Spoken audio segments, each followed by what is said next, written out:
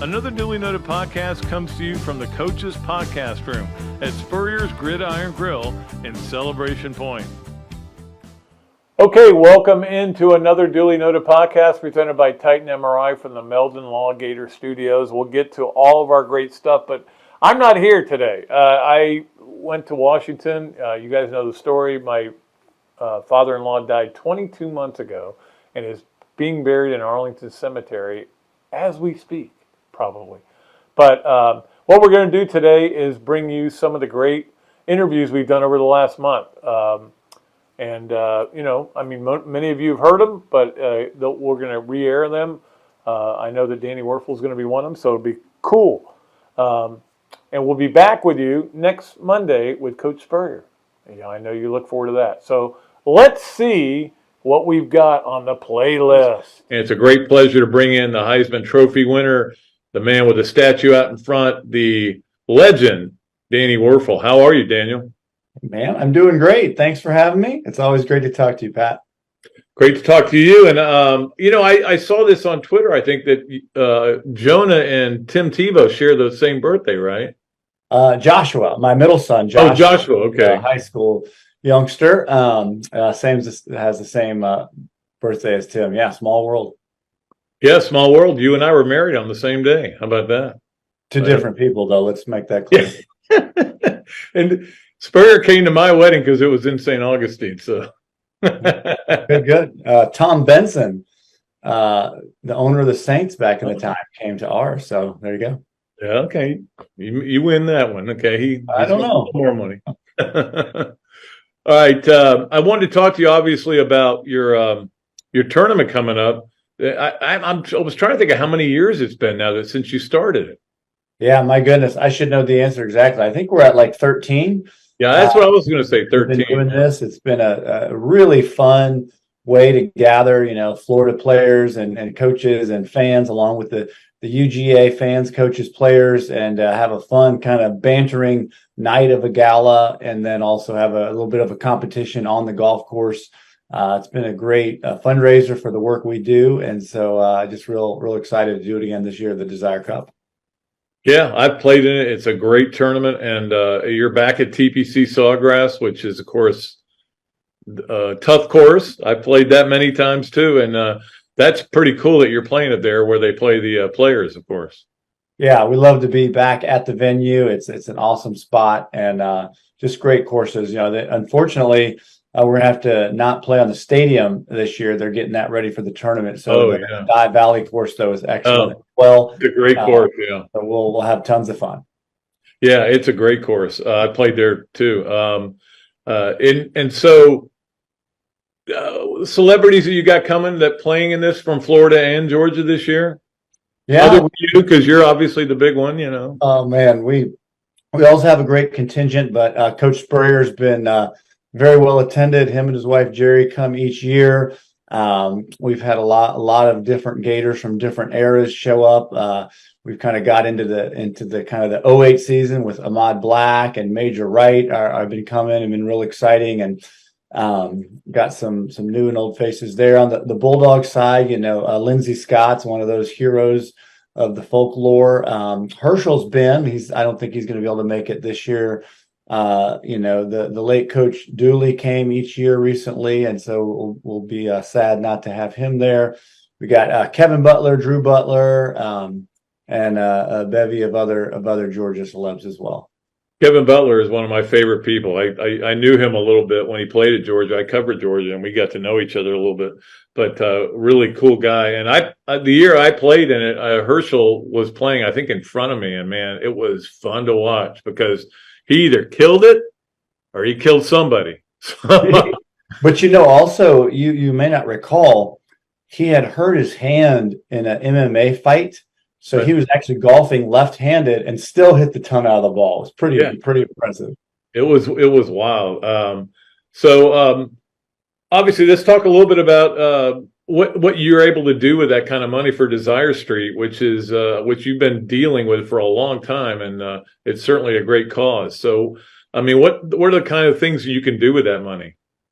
Yeah, well, I was very fortunate, like a lot of people in our country, to be here, to be born, to have so many awesome opportunities and experiences and great support. And as you and I both know, just in certain places, certain zip codes, and certain cities in particular, for lots of different complicated reasons, children don't get that same type of experience. They don't have the same opportunity to get a great education, access to healthcare, and a lot of things that we take for granted. And so in these neighborhoods, there are people that I call heroes that are doing phenomenal work, working with kids and families. And what we found at Desire Street is so often these amazing leaders are burning out, usually in a few years, because it's just such hard work, the things that they're doing and the trauma they see and the amount of needs that are there in the neighborhoods. And so Desire Street partners with leaders for 5 years to help them develop thriving and sustainable organizations. We're impacting, probably thousands or so of kids around the country, hundreds of families, and doing a lot of great stuff. And all the proceeds from the Desire Cup go to support the work that we do at Desire Street Ministries. And a lot of that is raised in the auction too, which is auctions. I have found out silent auctions are the best way to go when you want to raise money. I know you get some amazing stuff for that as well, right? Yeah, we've got a lot of great stuff, and we've also got people that can't make it or get to the auction. We have what we call the 19th hole. It's just a way to support the event without being there. So I imagine most people listening to this would probably love to be there, but probably can't. But if you do go to desirecup.com, you can make a gift through the 19th hole. That would mean a lot and it'd go a long way. So thanks. Well, that's great. That's how you can get involved in this tournament. It's such a great cause. I did want to talk to you a little bit about your experiences going to Columbia, because you obviously had different ones there. The 93 game, the story I heard was that they've got a hold of your number in the hotel and they kept calling it over and over and waking you up.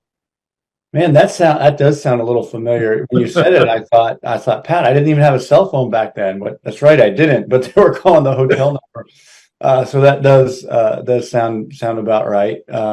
Fortunately, we had a guy named Jack Jackson who caught a 1-yard pass and ran about 100 yards and helped win that game. Now, this is a bubble screen in the end zone. When that call comes in from Coach Spurrier, what are you thinking? Back then I was much younger, and you usually didn't think a lot. You just did what he said. It's always safer to do exactly what he said, especially when you're younger. As I got older, there were times I'd be like, well, this maybe not be what he wanted, and it might change some things. But I just ran the play, and Jack, I think, broke a little tackle right there around the line of scrimmage, and then it was off to the races. Yeah, with the line of scrimmage being the goal line. Yeah. Yeah, that was an unbelievable game. And then the 95 game, I was telling this story the other day to the quarterback club here in Gainesville, that as I'm walking to the game, it is blowing so hard that pebbles are flying up and hitting me in the face. It was one of the most miserable experiences. And then you guys only won 63-7. Is that story true that Coach Spurrier came to you and said, maybe we should just run the ball? And you said, no, let's do what we always do. Probably something like that happened. I tell you, my favorite memory, though, is for a couple years prior to that, at the end of every Friday practice when we were done, Chris Doring and I would go down to the goal line, and we would, in a sense, try to reenact that famous play where Joe Montana threw the ball. I can't remember the receiver's name. Dwight Clark. Yeah, and he'd jump up and he'd catch the ball at the outstretched hands right around 10 feet high. So we would do that. He'd run around the back of the end zone. I'd get around the 10, 15-yard line and throw balls exactly at about 10 feet. Well, towards the end of the first half of the South Carolina game, 95, I rolled to my right, and the end zone was just filled with defenders, but Chris was running behind them. And I just shut off my brain, threw the ball right over several South Carolina defenders, right at that spot that we practiced. Chris jumps up, catches it, gets 1 foot in for the touchdown. Might be my favorite play as a Gator, because one, we had worked so hard on it, and two, it was Chris Doring, who was and still is one of my best buddies. So that's a great memory for me. Yeah, I remember that. And the amazing thing was you guys just threw the ball all over the place, and the wind was howling. I don't know how hard that was. And how hard it was. I mean, sometimes if it's raining or anything like that, you got to deal with it and just figure it out.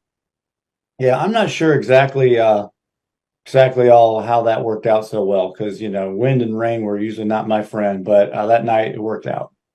Absolutely.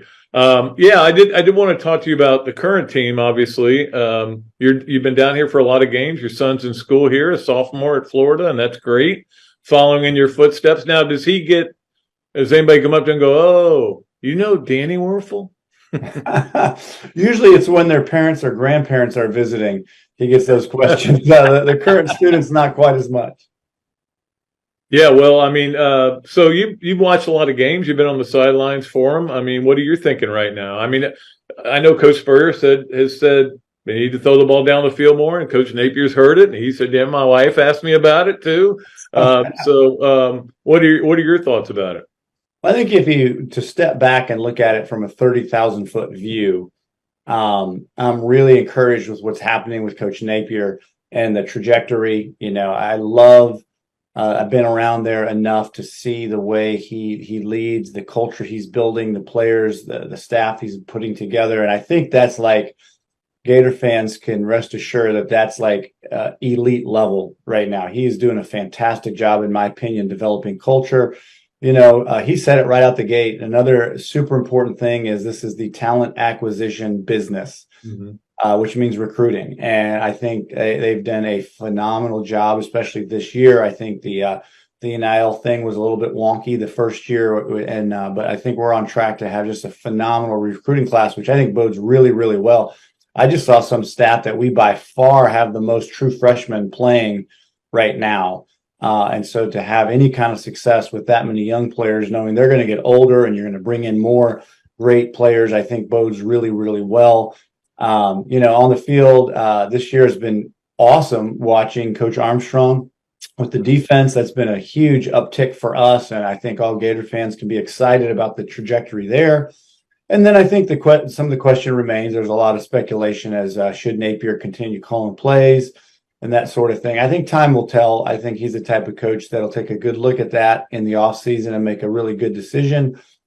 I also think his particular offense is really the baseline piece of the whole offense is the running game. And when the running game is really working effectively, then everything else can work better. And when you don't have that, it's tough. So I think time will tell as we get some of the players that developed and some other players going and get that going. I would say similarly, it'd be like, if Spurrier couldn't throw the ball, we probably wouldn't have been as effective running the ball. Our throwing opened up the running. In this case, it's the opposite. But I do agree with Coach. Every now and then, you got to throw the ball down the field a little bit more, and hopefully we'll get to that too. You mentioned NIL, and I remember actually you and I having a conversation when you were at Florida still, and I asked you about it. And it wasn't called NIL obviously then, but it was about players getting some money, and you were very much in favor of that. Now that it's happening to these incredible levels where everybody at Utah gets a truck and Carson Beck walks into a Lamborghini dealer and buys it with cash. I mean, what are your thoughts about NIL? Well, I think NIL, name, image, likeness, is an appropriate, fair thing. I think, but what we have is not that. Like we have almost like a Wild West where it's used for recruiting, it's used for all sorts of other things, and I just don't know how that is a very sustainable situation. And also, it's not just the NIL, but when you combine that with the transfer portal. It's a really weird scenario for colleges to be in, for kids to leave at any moment. I imagine there'll be some more legislation. I would hope there'd be some sort of commitment in terms of, if you're going to be getting paid, you're going to have to sign some kind of contract. And then if you do break that contract, you have to sit out a year or something, more like in the old days. I will say this, and I don't know how other people feel, but as much as I'm not a fan of how the transfer portal and the NIL is happening off the field, it's not ruining my experience of being a college football fan. I'm still loving watching the product. I'm loving the games. When we get to the games, it's still exciting. And so that makes me happy. 2 years ago, I was worried that things could overly change, but at this point, we'll see. Well, yeah, and I know I've told people, I said, look, Congress is the only one that can change it because everybody's got different rules. Every state's got different rules. Every conference has different rules, and you don't want to change your rules because if you do, then it can be used against you in recruiting, and it's just a mess. But like you said, Danny, I mean, I had a blast watching football last Saturday. Just great games everywhere. So, and attendance seems to be up. I mean, I know it is in a lot of places. Florida's had a bunch of sellouts, obviously, with Napier. So people are still going to the games as well. Yeah, I think the momentum's good. I do hope there'll be some legislation to govern it a little bit better, get a little bit of guardrails. I think that'd be good. Is that trophy that's behind you with the hands of prayer? Is that the Wuerffel trophy? So that is a part of the Wuerffel trophy. The actual trophy is a full bust of me doing the little praying hands image that I used to do after touchdowns. So that was a sort of a recreation of the hands. So it's actually an exact mold of my hands doing that. It's pretty cool. Well, and I think your Heisman's at Spurrier's, though, right? I hope not, because there's one downstairs now. We had just gotten it back. He'd had it for okay. He's got some of the other trophies now as well, but the main one's back here at home base. Well, that's good to know. I mean, I wasn't worried about it getting stolen or anything, but I hadn't noticed it in there in a while.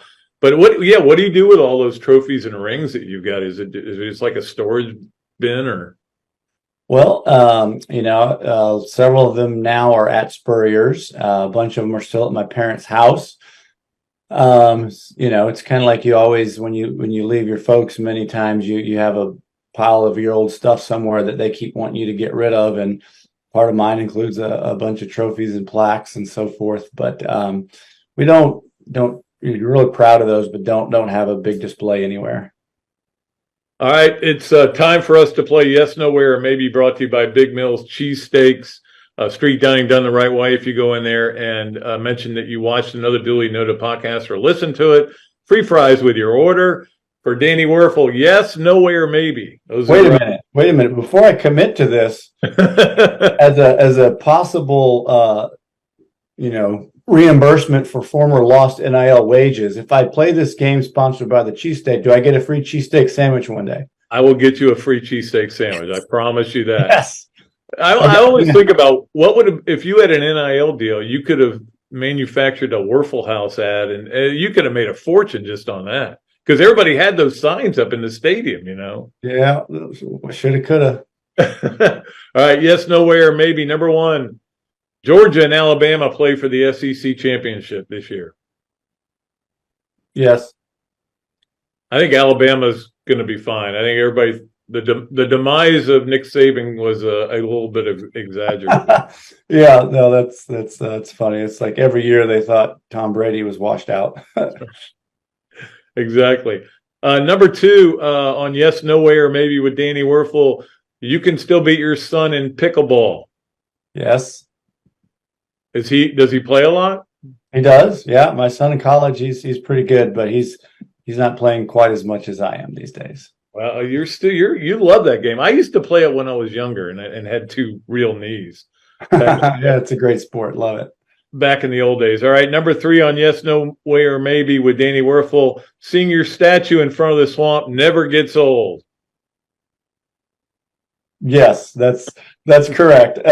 Every now and then when I'm have a lot of energy, if someone's taking pictures there, I may walk up and ask if I can take the picture for them and just see how they react. And sometimes they have no idea.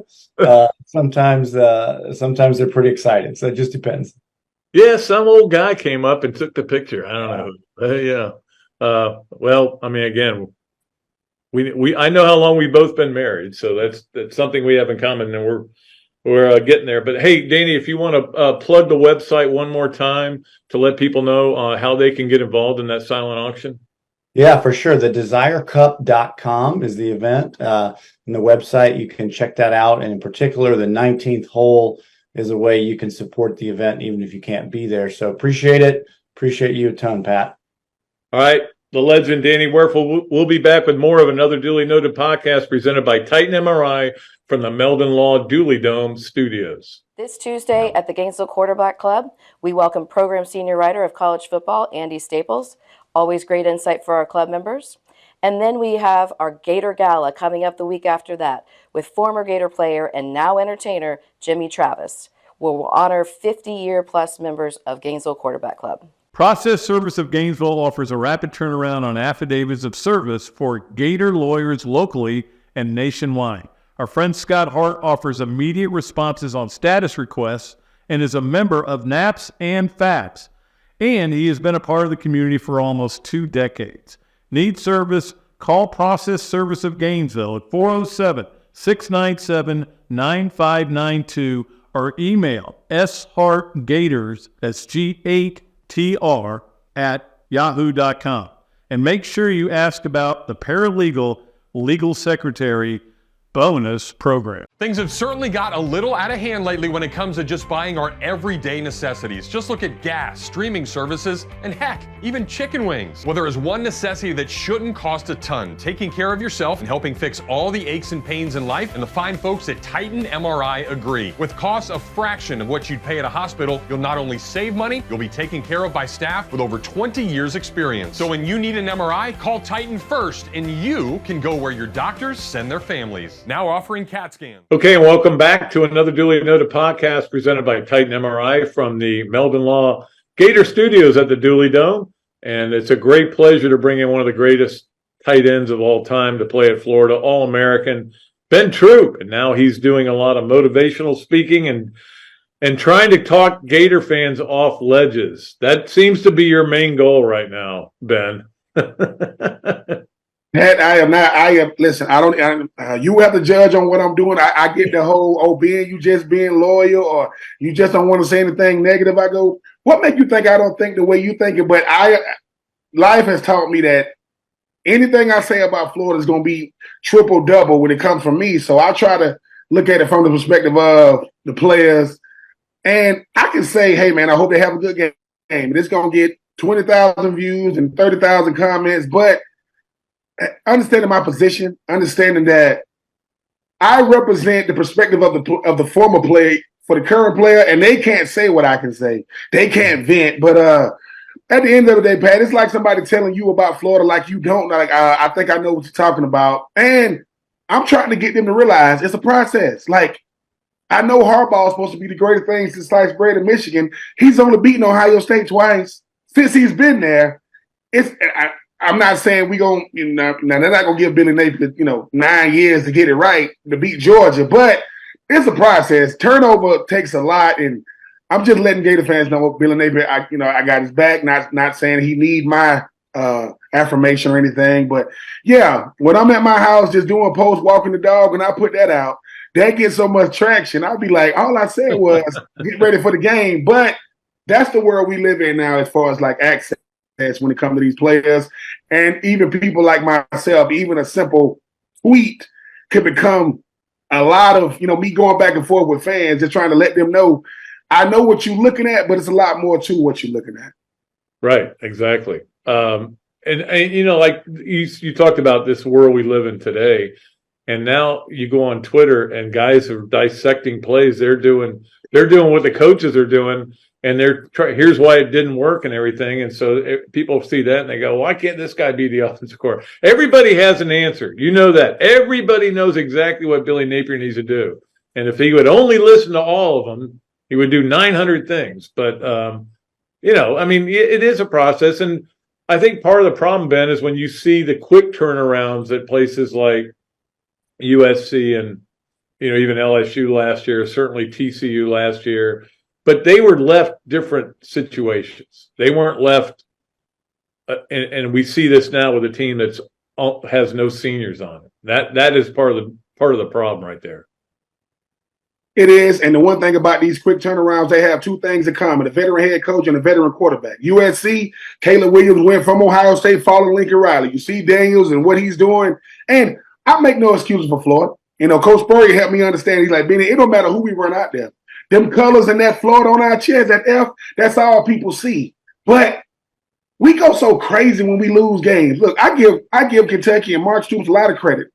I mean, a fan that said, "Hey man, how does it feel being the little brother of Kentucky?" I said, "Talk to me in 27 years, because that's how long it's been for y'all to be able to say." And kudos to them, but it's not the Florida loss. You got out Florida by Kentucky. They did the same thing we wanted to do. They just executed better. And it was one guy. I don't know who this kid is or whatever he ate before the game. Shout out to him. But they ran the football. We couldn't. They stopped the run. We couldn't. And you lose the game. And all of a sudden, here it comes. If Billy Napier came from a P5 to a P5, he wouldn't. It's because he came from Louisiana. It's because who is it? It's all who is this guy? Man, he understands football. He understands what's going on. But like you said, Pat, everybody with a Twitter account, a YouTube account can break down. Well, if it was that easy, you would be doing it. Billy would be. It's not as easy as it looks. Those guys on the other side play good football too. But I understand the process, and maybe this is just me getting older and just having more patience. I don't know, Pat, but I'm not. Listen, let me say this. I'm not a Billy Napier apologist. I'm not apologizing for him. I'm just saying, when Florida wins or loses, the conversation is the same after the game. You can't tell if we won a game or lost if you listening to the naysayers. Because for certain people, you can do no right, no matter who you are. For certain people, they just waiting on you to do any kind of wrong. But I'm gonna ride this thing out like I would, because the hardest thing for Florida is everybody fire. When you fire coaches, you set yourself back at least 3 years. At least. I don't care who you recruit. I don't care who's coming in. But I like what he's doing. His staff is bigger than the team. He got so many people on that staff.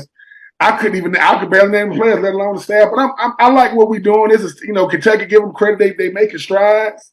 But Florida, every year, how do you look in Jacksonville? How do you finish the season? And don't even talk to me about 2024. I don't know who make these schedules. But I said, Billy, I don't know what you did. But I saw that schedule, like, what? But we still got a lot left in 2023. I like our chances. We got them boys from Nashville coming in. But I don't I know what Billy's doing. And like I said, the only person who understands Billy is Dan Mullen, McElwain, Coach Spurrier. No one knows what it's like to be the head coach of Florida. I'm the most famous coach in the state, taking that away from Doug Peterson and Kyle Bowles and Coach McDaniels. I am the guy in the state. And I went from that overnight. When I got off that plane 2 years ago, I only want to know what life has been like for Billy Napier. But I think he can handle it. I think he's tough, thick-skinned to deal with it. Yeah, I mean, you dealt with that with Ron Zook too, where he was getting it, and he stood up there at that first press conference and kept saying, "I'm not Steve Spurrier. I'm not Steve Spurrier," and everybody was like, "We know you're not Steve Spurrier. We want you to be like Steve Spurrier." But he let that kind of stuff get to him. I don't think Billy lets that fan and the whole internet stuff, I don't think he lets it bother him. But he got a little snippy at press conference today or this week, about the offense and everything. But I don't know, is there anything you see with that offense that you would like to see go a little bit different? I think you have to throw the ball down the field, not to complete it, but you got to get them safeties to back up. They got the whole world in there to stop the run right now. And people, and I even heard Coach Spurrier talk about it, just throw the ball. And it looks like we just lack execution, because people get caught up in the play calling, and I get it, but it's just execution. It's not like Graham Mertz can't throw it down the field. I don't know who the number 2 is outside of Pearsall, like everybody else, because guys will have a good game. But that chances, only because as the games get harder, and what happened against Kentucky was our biggest nightmare. They took away the run. Now we got to throw it. You don't want it. You don't want that to be the case with the LSUs and Georgia's coming, because they're going to do the same thing. We're going to take away that two-headed monster at running back. Can you beat us? Yes, we're going to try to play some in and out on Ricky Pearsall. That means that we got a bunch of guys. And if guys are playing, please if they're supposed to be starting on the depth chart and they ain't running out there with the first team offense, now that's confusing. But just throw the ball down, feel more, Pat. And like I said, I ain't no, look, I don't play Madden, I ain't no OC. I just don't want to see these, if it's third and 6 and we running 5-yard hitches. Now I can't deal with that. I can't because we're going to catch it at 5 and they're going to make the tackle and we're going to get up. And if we're going to go for it on 4th down, have 4th down calls because we go for it on 4th down more than anybody I've ever seen. Right. Clean up that 3rd down percentage, clean up that 4th down percentage. Throw the ball down the field some and hey, get back to what we're doing. Because if you think we're going to turn into a passing league or passing team now because we got Vanderbilt, no. You got to stick to what you do. Run the ball, play at your pass, because you know who they thought was going to be the problem? Graham Mertz. He's not. That boy can throw it. He can do it. Thank God. And thank God we got him. But just go a little deeper in the playbook because, you know, Pat, I'm like you. Some of these 3rd downs, I can't even watch. I'm like, I don't even want to see what they finna run. If they run, if it's 3rd and 6 and we call it 5-yard in cut, I can't do that. But other than that, they just got to go out there. We can't become something different in week 6. You can't. But the offense, we knew it was going to be behind the defense. We knew that. But Coach Armstrong he's leading the way. He just got here. He just got here. We got plenty of problems to go around. Thank God. Thank God the problems are collective and not individual. Rob Sale ain't the problem. But if Billy Napier gonna call the plays, you got to deal with the criticism. Every offensive coordinator in the SEC hate his life. I don't care who it is. I don't care if you win it by 50. Why you call that? But if Billy Napier gonna call the plays, call them. Like, go a little deep in because my senior year was the same thing now. When we don't make plays on offense, it look like we ain't got the talent. That's not true. That is not. We do got the talent. Give them a shot. No, that ain't Jabbar Gaffney out there and Riche Caldwell and, and company. No, that ain't Rex Grossman at quarterback. So throw the ball this way. And if it's incomplete, I can live with it. But if it's another 3rd and 4, and he just break the route off at 4, and they tack the perfect. We don't teams and players don't miss tackles, Pat. We miss them. They don't miss them. I know. And listen, and the cornerbacks. If they throw a hitch on the outside, you got to keep it.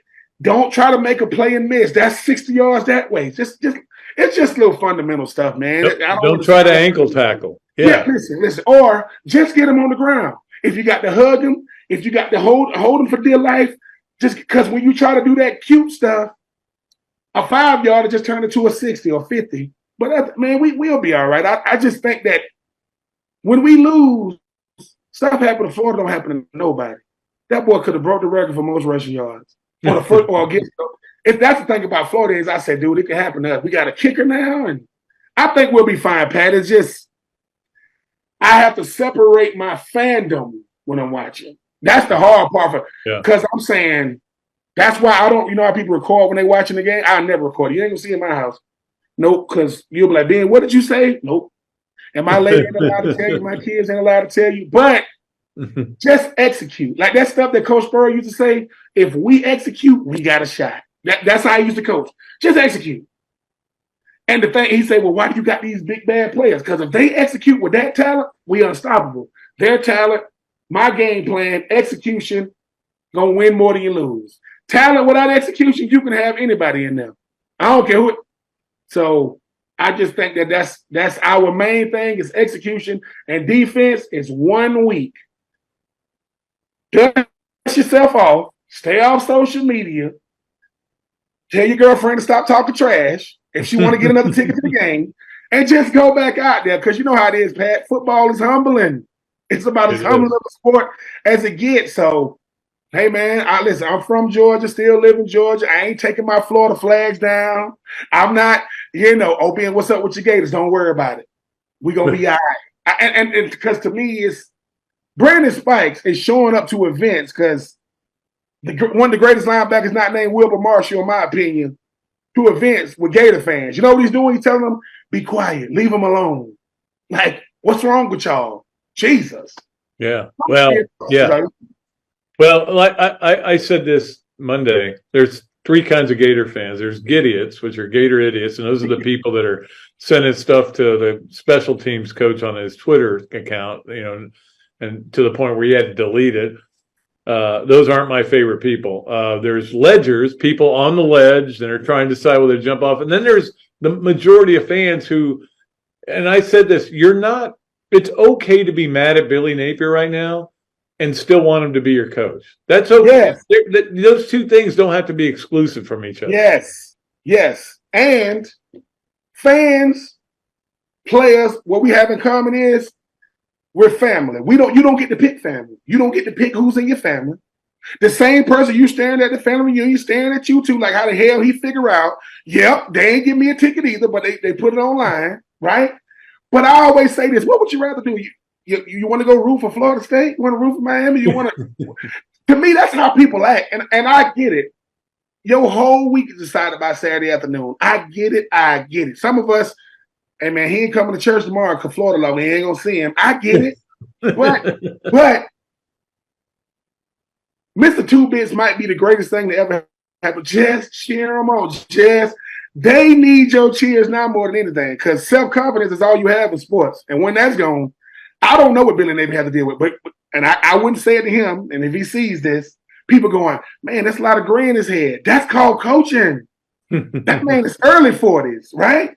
Yeah. But it's like, it's rough because for him, for me and you, Pat, we watch it, we deal with it, we analyze it, we go to sleep. That's his life. He don't get to walk away from it. He's the head coach of Florida.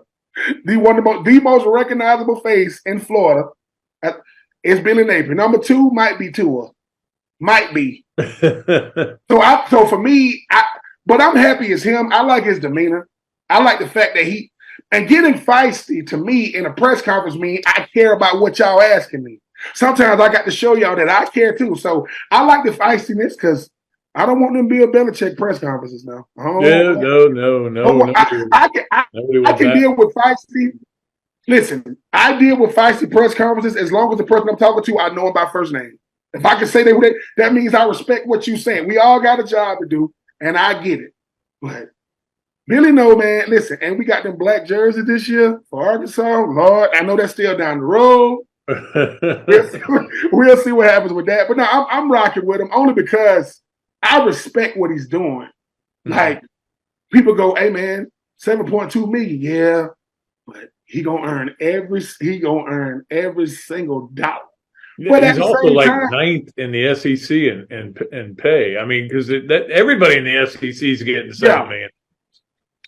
I mean, that's just the way it works. So it's the market that it's what it calls for. But hey, before I let you go, I want to see if you've got either a good Steve story or a good Ron Zook story, because there is nothing like going through that transition from that coach to that coach. And they were both different. You got to admit that.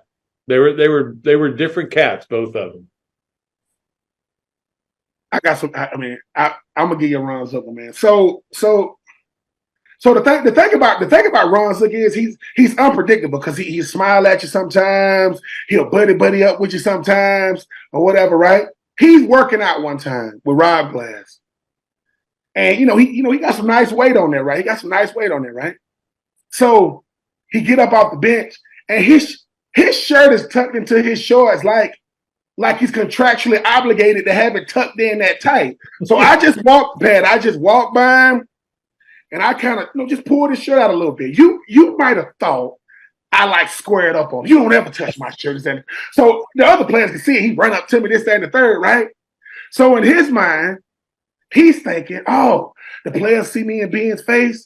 They came up to him and they started ragging on him. They're like, man, I took your shirt something, man, because he's in our. It's like, and Ron Zook knows this. We was like this. Why don't you go do some squats, man? You ain't even got no butt. Where your butt? And the whole thing about it was right. It didn't offend him. It didn't offend him that we say he ain't got no butt, right? But that day in practice, he's going up to the other coaches like, is my butt small? He's like, it's my butt. And I was like, no, coach, you got a nice butt, right? You've been working out. They can't say what we can say. But to me, what I appreciate about that moment was we gave him what he wanted. We humanized him. By us coming up to him as players ragging on him, that's the part I think he wants, but he can't ask for it. He can't say, hey, fellas, I'm one of y'all now. And because when he got up off that bench, I'm like, why your shirt? I mean, it was tucked in tight, Pat. It was no slack. And I'm like, It was nerd, is what you're saying. I went up to him and pulled some of it out a little bit. You don't ever touch my shirt. So the other players run.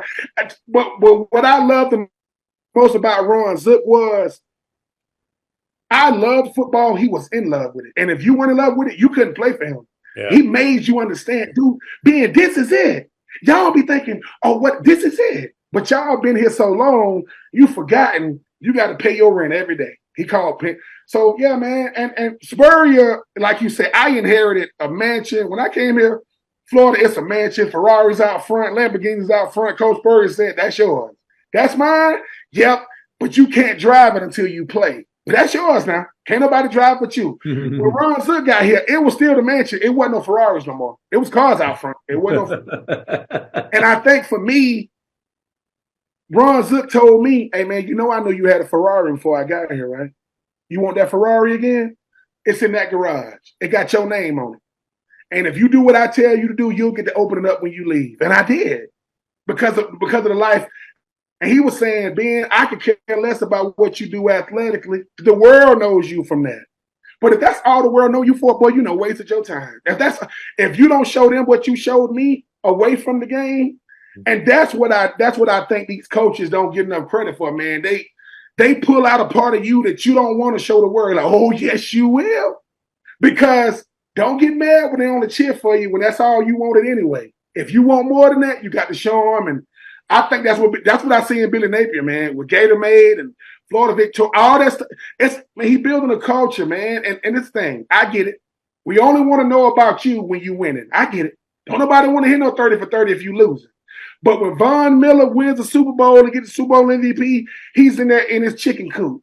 Do you think we care about Von Miller? No, but we care about him. So for me, I want to be the one to get Billy Napier, exclusive interview when he hits that mountaintop. And I'm going to just say, Coach, man, talk about, like I'm not here to talk about the game. What did it take to get here, like, Ben? Because what Coach Billy Napier don't understand is Ingle Martin went to Furman and backed him up. That was at Florida. Billy Napier used to throw to a receiver named Isaac West. He was the all-time lead receiver when he left Furman at the time. Me and Isaac West both graduated from Butler High School in 2000. So he don't even know, man, I knew you when you had a helmet on, man. So when they said Billy Napier, so that's why I do want to sit down with him one day. Not this, I said, Coach, I just want to talk to you, ask you what your favorite drink is. We both old enough to do it, and say, just talk to me. Because I think if all I get is football, what about me? He can't say that. So, hey, man, he remind me a lot of Zook. And like I said, will Zook take his money? In a heartbeat, I'll take his money, but the stuff that go with it. So, but I'm looking forward to watching Billy Napier grow. He's growing before our eyes. And like I said, man, that game field media ain't tough. They just ask tough questions. Coach. We are the voice between us and them crazy people called Gator Nation. So we're going to love each other, and we'll see what happens. You can listen to his podcast, 84 Reasons is the name of it. The book, Uncommon and Unfinished. Yeah, that's a great title for a book. and anything else you want to plug? Or you could just say the Braves are going to beat the Phillies. And listen. The Braves are going to do for the world what they need them to do, and that's beat the Phillies. This is the first time ever, people. You don't think the world is changing? This is the first time ever. Boston, New York, and the freaking Dodgers ain't in the playoffs. You don't think the world is going in the right direction? It is. Of course it is. And sorry, I know that Mr. Harper has the nicest hair in baseball. We got to let you go, man. Sorry, sir. We got to move. But no, I will say this. Go to www.theuncommoncrew.com. That's CRU.com. That's my nonprofit for boys ages 12 to 18. Right. And before I go, I got to say this. Pat, I appreciate you giving me the time. Ron LaCuia Jr., people, just did 40. He's a part of the 40, 73, something crazy. 41, and I think 73 or something crazy. When people said he couldn't do 40-40, I said, no, he's going to do better than that. And people laughed at me.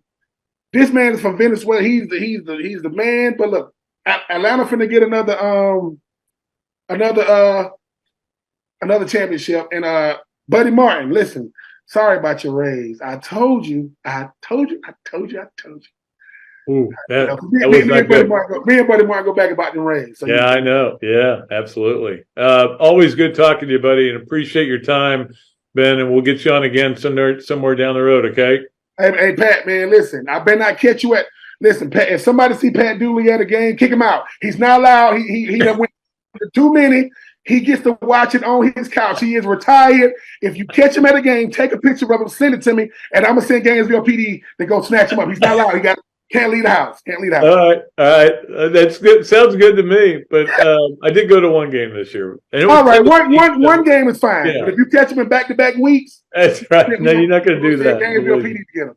All right, Pat, man, be good. Right. We'll see you, Ben. Thanks a lot. We'll be back with more of another Duly Noted podcast presented by Titan MRI from the Meldon Law Gator Studios. Gator fans, football season is here. What's better than seeing the Gators back on the field? Easy. Seeing amazing speakers and fellow Gator fans weekly at the Gainesville Quarterback Club. Held every Tuesday night of a home game at the Best Western Gateway Grand. Enjoy happy hour, great food, valuable insights from yours truly and Andy Staples, plus notable speakers throughout the season. As the oldest Gator booster club in the world, Gainesville Quarterback Club gives you access to elite speakers like coaches, NCAA football insiders, Gator Greats, and more. Share your passion for Gator football with hundreds of other members at weekly in-season meetings, home tailgates, and special events throughout the year. Join the Gainesville Quarterback Club today. Email the club at membership@quarterbackclub.org or visit thequarterbackclub.org, or better yet, just give me a call and I'll get you to the right people. I was driving behind a lady, and very suddenly she moved out of the way. There was a log laying in the road, and when I hit my brakes, I went on top of the log. I had 280 discs. I just haven't been the same since. Jeffrey Meldon fought for me all the way.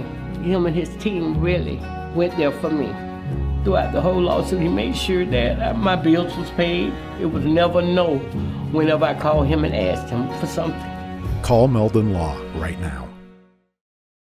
Great food, great atmosphere, a diverse menu, everything made from scratch, plenty of space, and locally owned. These are all the characteristics of a great restaurant, and you can find each and every one of them right here in Gainesville at Ballyhoo Grill. Ballyhoo Grill prepares all of their food fresh every day, from their salad dressing to their award-winning soups. Bring your family and enjoy dinner under the Tim Trebo Tiki Hut while listening to live music. Or if you're running low on time to eat out, they also deliver through Uber Eats, Bite Squad, and Postmates. A Gainesville staple that's been open for over 30 years. Check out Ballyhoo Grill on Facebook or at ballyhoogrill.com. Thursday, November the 16th, come celebrate the release of our Spurrier's Gridiron Grill, Lugo's Risky Rum. This exclusive release features a special spread of our farm-to-table food, rum cocktails, raffles, and a meet and greet with me. Each ticket includes a bottle of Spurrier's Single Barrel Select Risky Rum.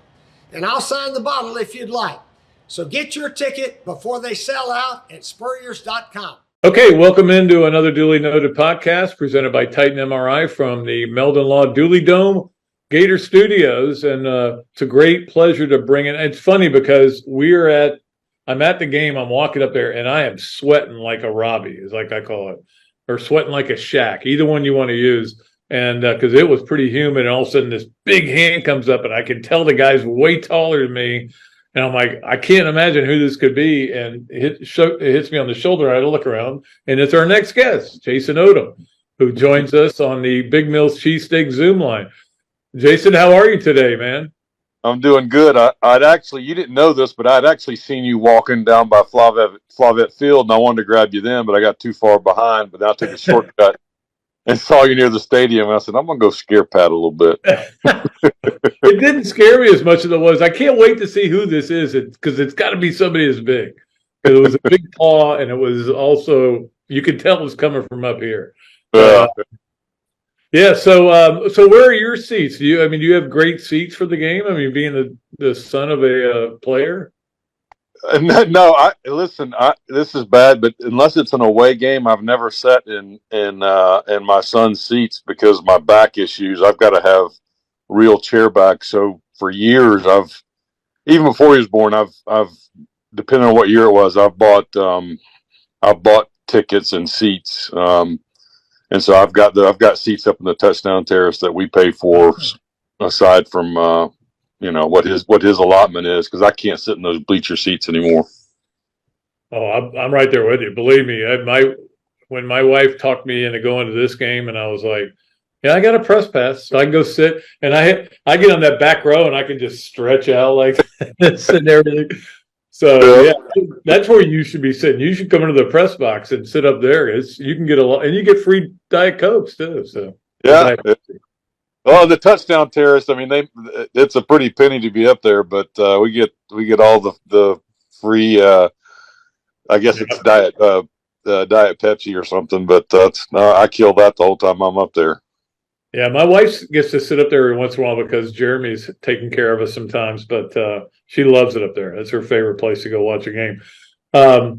It was so cool, and I talked about this a little bit on Monday, to have the sons of two former Gators be a big part of that game, and of course Khalil Jackson and then for Jonathan as well to make those two catches, and just to see that legacy. It just it warms my heart to see those guys that were sons of players able to contribute like they are.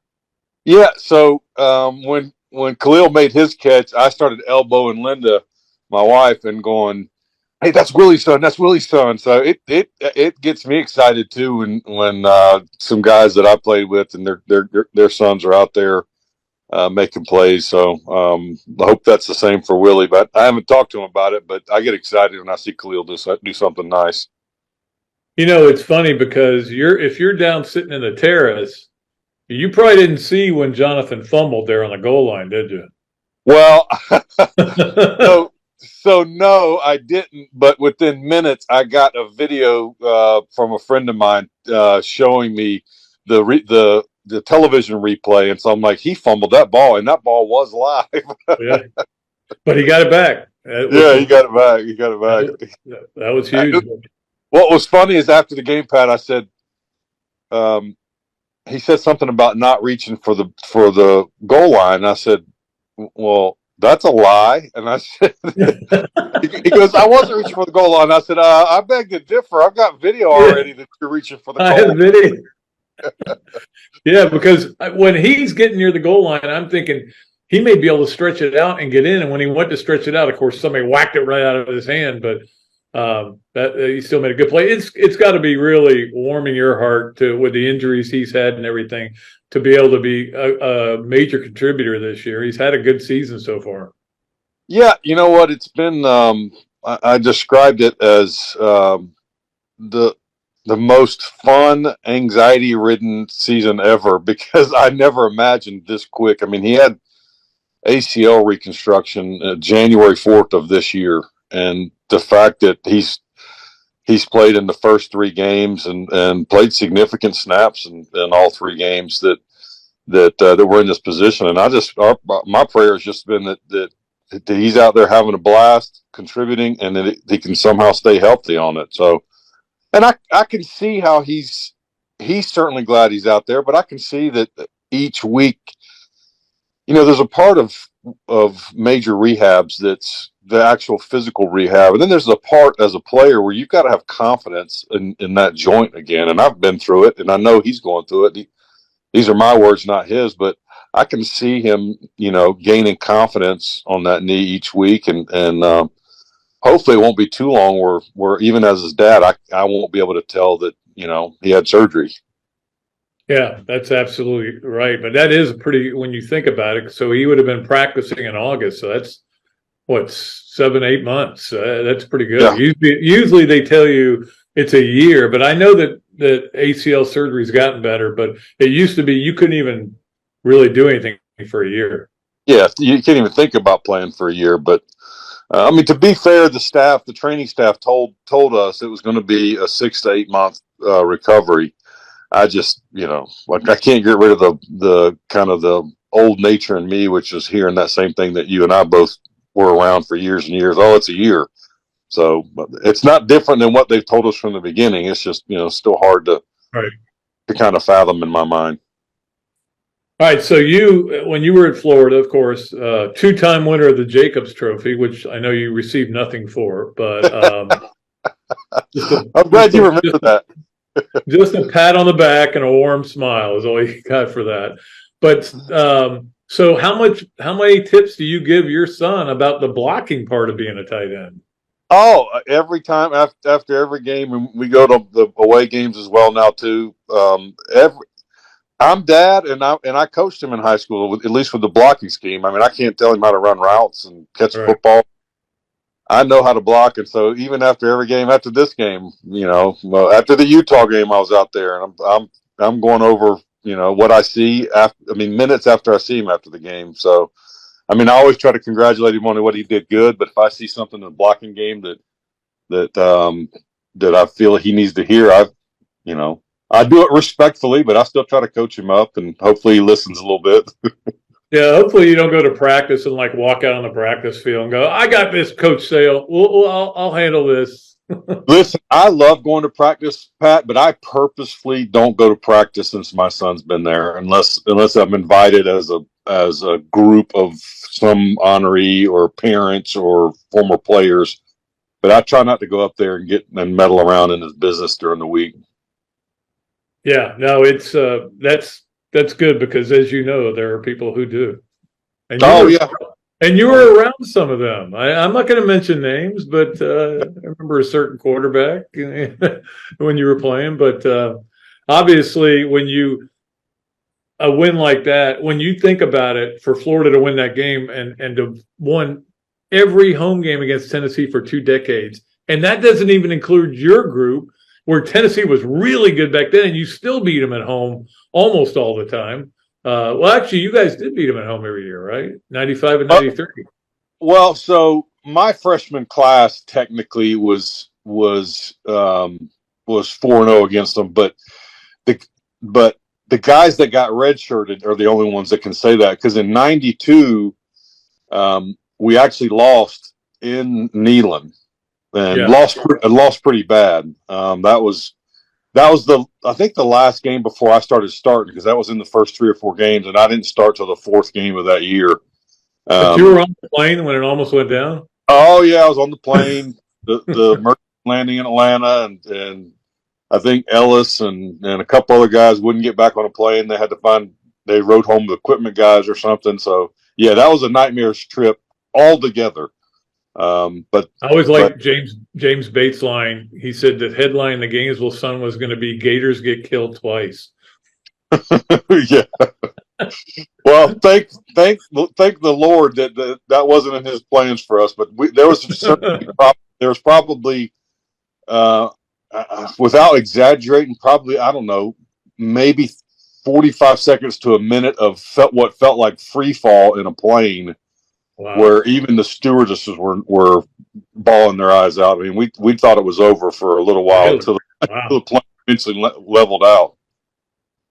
That's unbelievable. Yeah, so that team lost, but obviously then you starting after that. And over there, who was the right tackle? I don't want you to name names, but I could look it up if I really wanted to. It was a 5th-year senior that he did deserve a shot. But honestly, it wasn't working out, and I don't really think that his listen. I can't speak for him, but as an outsider's perspective, it didn't appear like his heart was really in the game either. That he had been there so long that was kind of just expected of him. So I don't think he didn't take it hard. We never had bad blood. I mean, he's not like one of my great friends to this day, but if I see him, we still are cordial to each other. But it was. Gosh, I had it on the tip of my tongue before I can look it up. Don't worry about it. I was just curious. But obviously, once you got in there, it turned the whole season around, right? I'm embarrassed that I don't remember it, because I know his name every day of the week. I'm embarrassed that it's flown out of my head, literally. So, well, wait till you get to be my age. It's really going to go fast. Well, I did hit people in my head for a living. I have to catch myself and go, it's Jason and Jonathan, not Jonathan and Jason. So yeah, Brian Taylor is his name. Brian Taylor. Huh? Oh yeah. I remember Ryan Taylor. Ryan Taylor.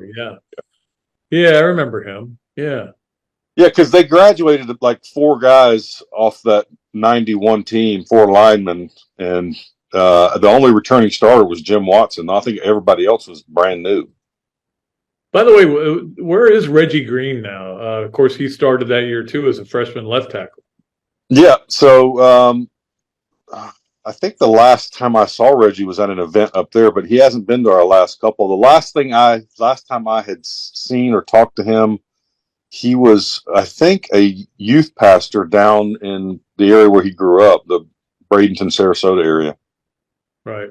Cool. I think that,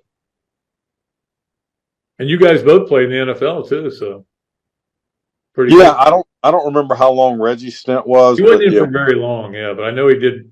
He got some time in. Yeah, absolutely. All right, Jason Odom joining us on our Big Mills Cheesesteak Zoom line, and it's time for us to play the game everybody loves to play. Yes, no way, or maybe. 3 questions coming at you. Brought to you by Big Mills Cheesesteak. Street dining done the right way. Go in there and tell them, hey, I saw Dooley Noted Podcast, another Dooley Noted Podcast, free fries with your order. How about that? So maybe you can stop in there on the way up there. I assume you're coming up to the game Saturday. Yeah, we'll be there. Yeah, for sure. We don't have any plans to miss any of them. So good for you. Yeah, I get it. Like, I always felt bad for people that had to go to all these games because their kid was playing if they weren't playing. You know what I mean? And you would go just in case he got in the game, but when you go and he's going to be a factor, it makes things different. Oh, it does. And to be fair, we didn't go to away games when he wasn't scheduled to play. So even if there was a chance, we still didn't go because, I mean, there's a lot of energy and expense and all that. So I'm like, if he's not scheduled to play, I'm not going to the away games. All right.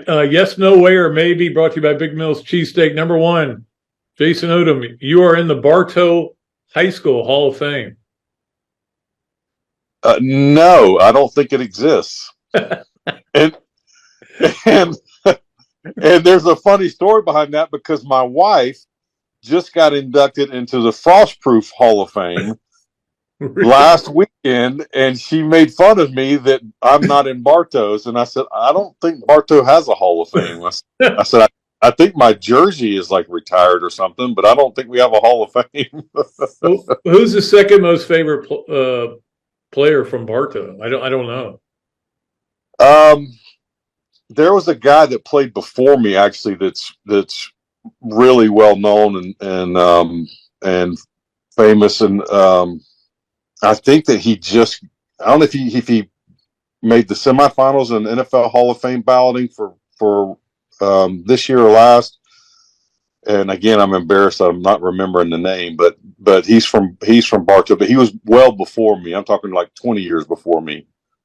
Gotcha. I think it's Ken something. He was I think he was a wide receiver for the Bengals or the Browns. Is that ringing a bell to you? Ken Riley. Right. Ken. Yes. He was a DB. Yeah. He's a DB. Yeah. Okay. Yeah, I'm pretty sure he's a Bartow graduate. Yeah, but he didn't make the Bartow Hall of Fame. So yeah, we're both in that same boat. All right, number 2 on yes, no way, or maybe. There are times when you think back, what if I hadn't redshirted, or what if I had redshirted and didn't play as a freshman? I could have been part of the '96 national champion. Yes, I think about it all, and I wonder, would that have changed my fortune for the national championship and a Super Bowl in Tampa if I would have gotten the same 5 years in at Tampa? I think about it often. That's right. Yeah. Because I missed the national championship at Florida by 1 year and missed the Super Bowl by 1 year in Tampa. Yeah. Well, one reason I asked you is because I know it haunts Doring every day. So. Oh yeah. I'm the same boat. All those guys from the '95 team, though, that graduated, it was such a great team, undefeated, the only team that's ever gone undefeated and won the SEC, and then got to play for a national championship. But because of that game, because Nebraska was the greatest team ever to play, as we all know, it's like you kind of go, we didn't get to play, we didn't get to win the national title, and you guys, it's sour grapes for sure, 100%. That's okay. Sour grapes are okay. Okay, finally on yes, no way, or maybe.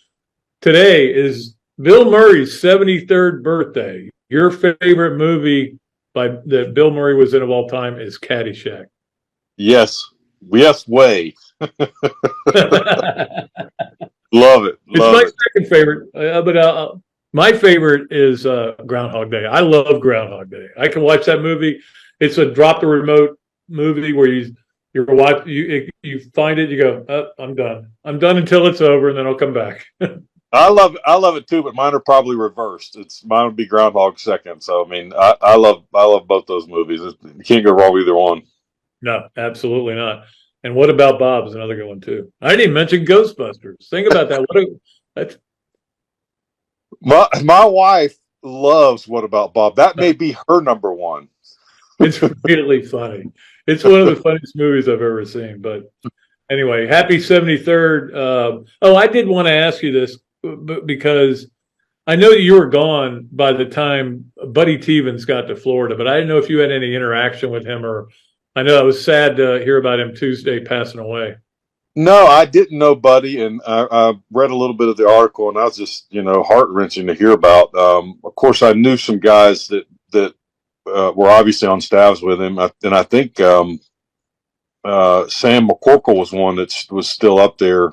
I think Sam is the interim coach right now, I think. Okay, yeah, and so I know some guys that are close to him, and I just hated to hear that. Just what a tragedy, man. Well, hate to hear it ended on a down note, but hey, look, great seeing you again, buddy, and it was great seeing you at the game, and great to see your son doing so well, and we're all rooting like heck for him. You know that. Well, I appreciate it. It's fun for us, and I'll always say hello to you whenever I see you. Oh, I appreciate that. Jason Odom, thank you. All-American and two-time Jacob Blocking Award winner. Twice, baby.